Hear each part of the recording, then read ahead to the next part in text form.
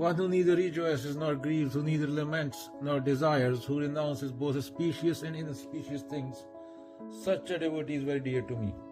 खुशी में उछलता है, ना विपत्ति में टूटता है, ना किसी से द्वेष करता, ना किसी चीज की कामना करता है, शुभ और अशुभ दोनों को समान दृष्टि से देखता है, वही सच्चा भक्त है और वह मुझे सबसे प्रिय है कृष्ण। कृष्ण यहाँ सन्यासी नहीं बना रहे, वो ऐसे मनुष्य की रचना कर रहे हैं जो पूर्ण जागरण में जीता है, खुशी को गुलाम नहीं और दुखों का विरोधी नहीं, वे जीवन के दोनों सिरों पर मुस्कुराता हुआ खड़ा है। उसके बाद बोल रहे हैं सुख में भी स्थिर। साधारण व्यक्ति सुख में खो जाता है और दुख में टूट जाता है। कृष्ण कहते हैं भक्त वो है जो दोनों में नहीं खोता, क्योंकि उसे पता है जो आया वह जाएगा, जो जाता है वह फिर आएगा। जीवन की लहरें आती जाती हैं पर सागर शांत रहता है। उसके बाद द्वेष और शोक का अंत। जो दूसरों से द्वेष करता है वह अपने भीतर जहर पीता है, और जो शोक करता है वह अतीत के शव मानिच्यता को कंधे पर ढोता रहता है पूरी उम्र और मर जाता है। भक्त दोनों से मुक्त है, क्योंकि उसने देखा कि कर्म और फल दोनों माया का खेल है, दोनों ही नहीं असल में।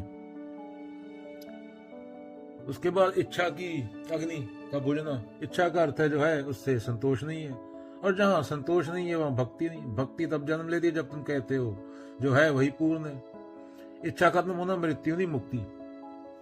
तुम तो धार्मिक स्थानों में माथा टेकने इसलिए जाते हो क्योंकि तुम्हारी इच्छा पूर्ति होती है। कृष्ण और बाबा नानक और बुद्ध ये तो इच्छा करने वाले को, अभी शब्द नहीं आ रहे, कुछ और बोल हो जाएगा गलती से जब अच्छा बुरा दोनों गिर गए, यह सबसे ऊंचा बिंदु है। भक्त कहता है यह शुभ है, ना कोई शुभ है, ना कोई अच्छा है, ना कोई बुरा है, क्योंकि उसके लिए सब अस्तित्व की लीला है।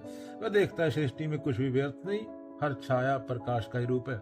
एक बच्चा नदी किनारे खेल रहा था, कभी उसे रेत मिली, कभी पत्थर, कभी ठंडी हवा, कभी गर्म धूप। उसने हंसकर कहा सब अच्छा है, क्योंकि सब खेल का हिस्सा है। तो कृष्ण क्या बोलेंगे, यही भक्त है असली। कृष्ण को शरीर के झुकने या पखंड से कोई मतलब नहीं है, या भूत प्रेत तुम्हारी कामनाएं, तुम्हारा कबीला, तुम्हारा क्या, कहाँ पे पैदा हुए, तुम किस जगह पे, अफ्रीका में बच्चा पैदा हो गया या चीन में बच्चा पैदा हो गया।